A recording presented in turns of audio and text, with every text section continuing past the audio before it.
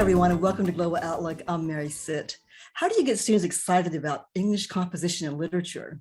Our next guest is an expert at getting students passionate about these courses that can teach them skills that will last them their whole life. Dr. Amy Tan is the Dean of English and Communications at HCC Central. She holds a PhD from the University of Houston. Before she became a dean, she taught courses in English composition and women in literature, and she taught at the University of Houston and the University of St. Thomas. Thank you so much for being with us, Dr. Tan. Thank you so much for having me today. So let's talk about being dean, first of all. What is your vision and what of making that department really relevant to students? Oh, that's such a wonderful question. Thank you for asking me that. So at Houston Community College, my role it's actually more than just the English department. So I have English and communications, and it's a system-wide role. So I actually, even though I am located at Central College and I have responsibilities and obligations to support that campus, which I really appreciate and enjoy doing, my role really means that I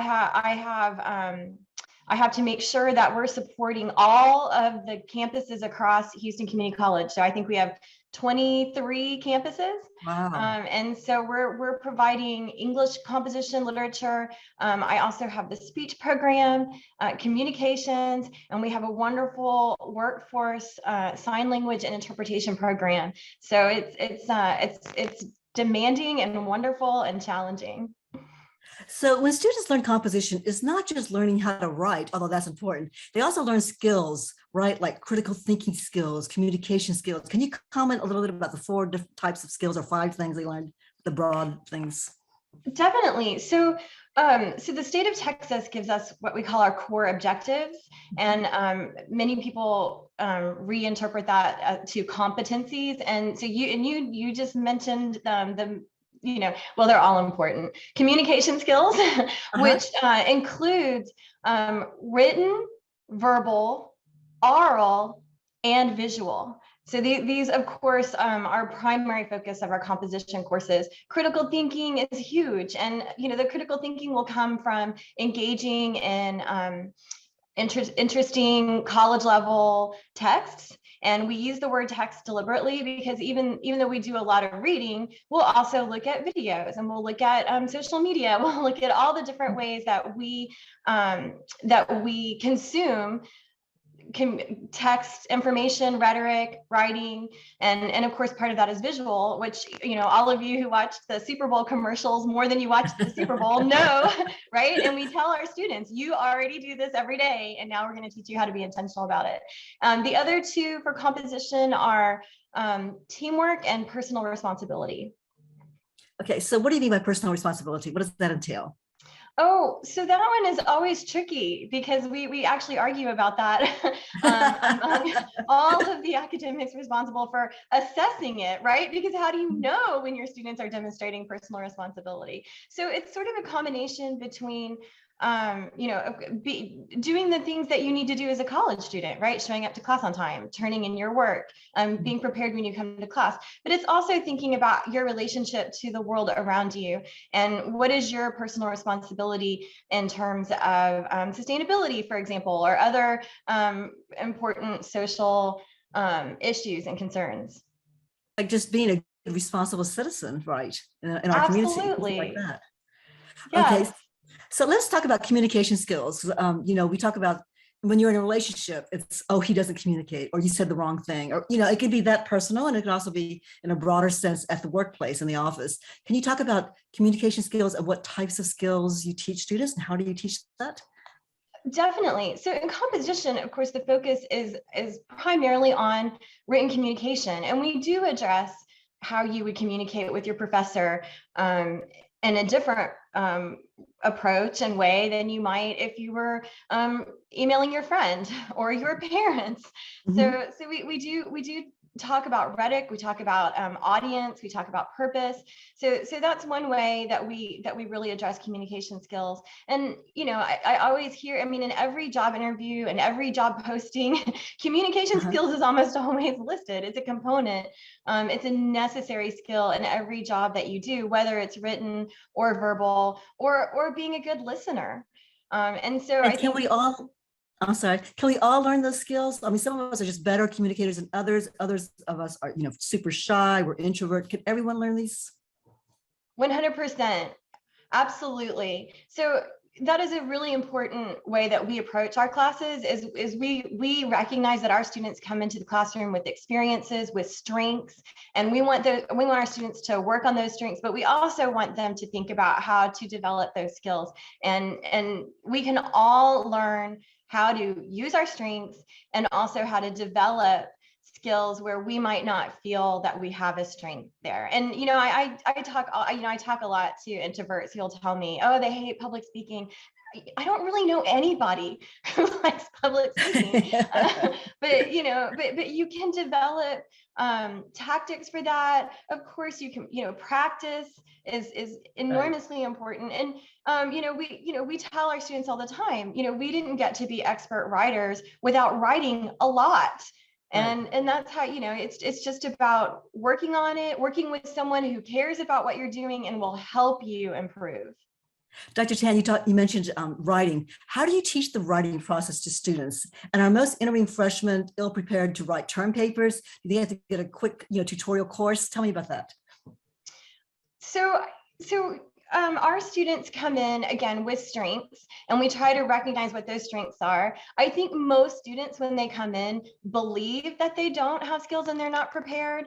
And so, our courses are the gateway courses. They're designed to help students find confidence, understand what their strengths are and how we can help them. So we definitely approach students with that mindset of, okay, come into the classroom. We're going to start where you are, and we're going to bring you forward as far as we can to the end of the semester, so that you're prepared to go to the next level. And I appreciate how you asked the question. It really is a process, and I think many students don't recognize that when they come into the classroom. There's sort of a misconception that good writers sit down and produce the perfect draft in 5 minutes and it's ready to go. Right. And so we do teach that writing is a process, and that there's components to it, and that it takes time. And what about, go ahead, sorry. What about students whose first language is not English? Do you have tutorial help for them?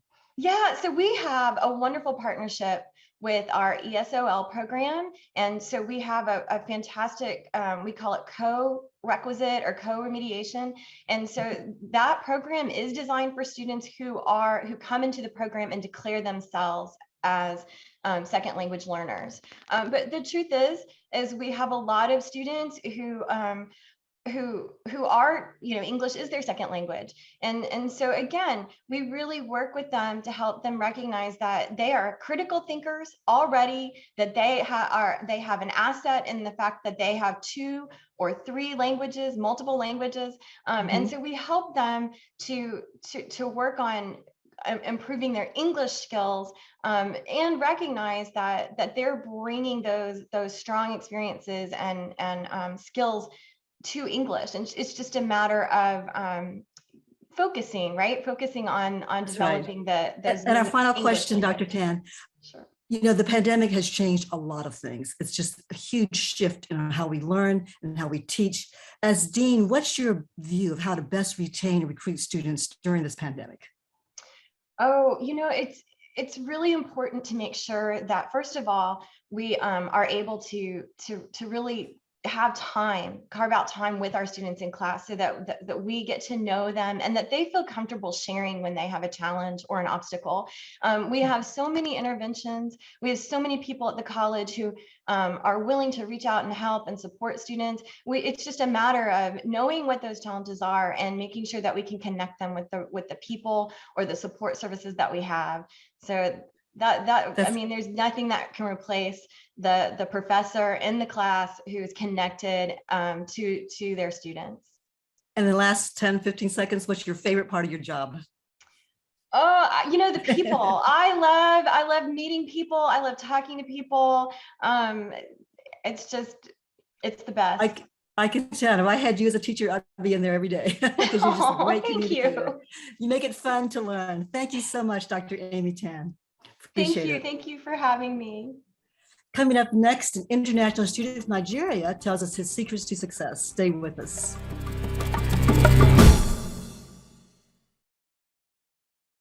What does moving forward look like?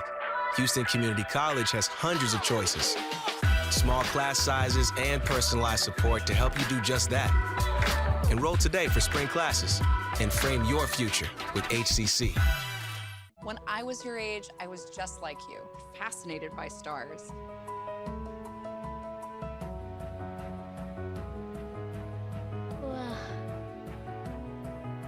But now I get to search for life in the universe. And who knows, maybe life is looking for us too. So we're like aliens to them? Yeah. Does anyone want to be a scientist now? I do. Awesome. We need more girls in STEM. Maybe we can find aliens.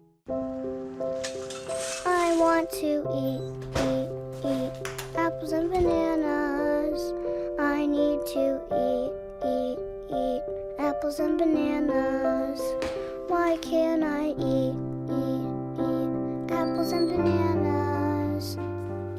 Support the Feeding America nationwide network of food banks to help provide meals to those in need. Join us at feedingamerica.org. La forma en la que ves tus opciones puede cambiar en un minuto. Houston Community College te ayuda a encontrar tu camino con más de 200 programas que te abren oportunidades a puestos de trabajo. Inscríbete hoy para las clases de primavera y enfoca tu futuro con HCC. Our next guest is from Nigeria and chose to start his college career on the other side of the world, right here at HCC. Nelson Selekere is majoring in computer sciences. Thank you so much for being with us, Nelson. Yeah, you're welcome. Tell me a little bit about where you're from and where your family background. So I'm originally from the southern part of Nigeria, which is known as Port Harcourt.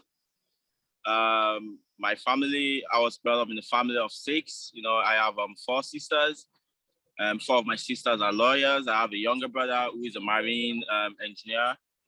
My mom retired from the National Library of Nigeria. After the retirement, she worked with a cement company known as Atlas Cement. My dad was a businessman. You know, he owned a dredging company where they dredge sand from oceans and seas. So Nelson, are you the baby of the family? Am I what? Are you the youngest one? No. I'm the 5th of the 5th one. So you come from a large family with great role models, people who are high achievers. Yeah. How did that affect the way you thought about college and what you wanted to do with your life? You said what? Sorry? How did coming from a family of high achievers affect the way you thought about what you wanted to do with your life in college? Yeah, of course. From a very young age, you know, we've always been told like you have to be a doctor, you have to be an engineer, you know, you have to be a lawyer. Actually, for me, my dad really wanted me to be a doctor, you know, but I decided to choose my own path, you know. So yeah, from very young age, it was instilled in us that you must excel, you know, you just have to excel. So it's a Nigerian thing.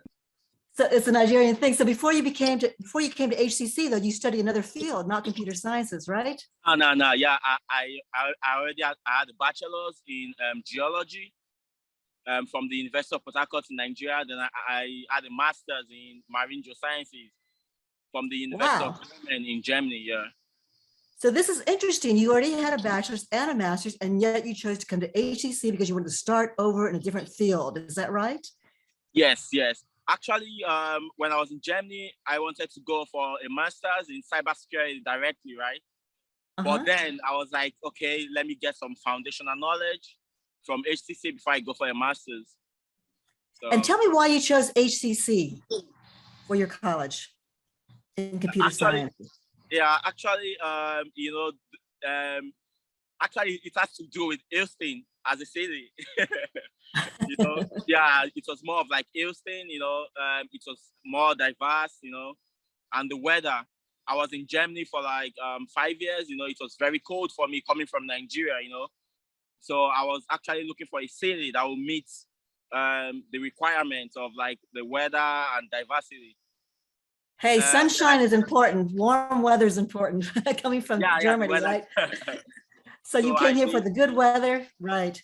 And you're studying here computer science and cybersecurity. Yeah. Tell me what your career goals are. So right now, I'll be finishing my associate degree in May this year. I was able to do it in 1 year. Then after that, I'll be going for a master's degree in cybersecurity at the University of Houston. So. Okay, great. How hard was it for you to adjust when you first came here for your studies? It wasn't really difficult for me because I had relatives already living here, and I had already spent like 5 years outside of Nigeria, living in Germany. So I was easily able to like acclimatize, So it was easy for me to really settle down. And you also had a cousin in Houston who helped you with things like accommodations and how to get like around. My driving license, my SIM card, how to do things around. So it was easy for me to get in. Nelson, what tips would you give to other international students on how to be successful?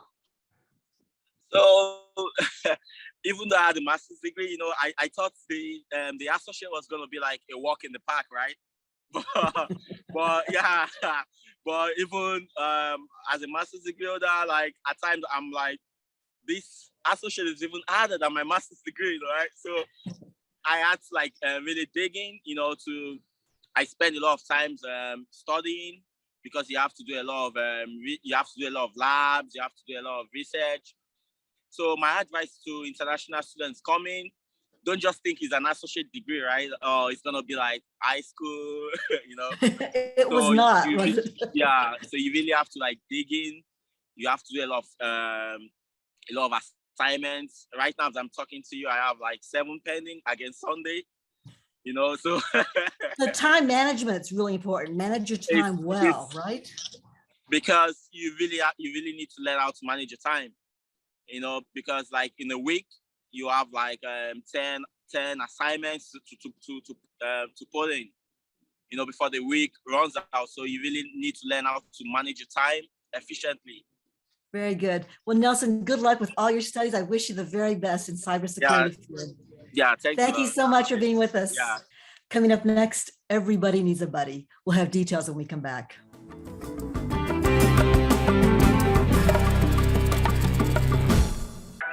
How you see your options can change in a minute. Houston Community College helps you find your path with over 200 programs that lead to real jobs. Enroll today for spring classes and frame your future with HCC. Today I'm going to talk to you about physics. Come on in, girls. Let's go. This is the first rocket to get humans to Mars. Really tall. I'm a rocket structural engineer, designing and building parts of the rocket. You are the generation that will be stepping foot on Mars. Do I have a group of astronauts on my hands? Yes. You can become a rocket scientist or whatever else you want to be. It takes less than 1 minute to find out if you may have prediabetes. You can do it here. But I get it, you're busy, and busy people can't have prediabetes. I read that wrong. They can, okay? Just go to the site. Being prepared is a part of who you are. But it's especially important in the case of a disaster. Be informed about possible emergencies in your area. Make a plan that covers where you go in an emergency.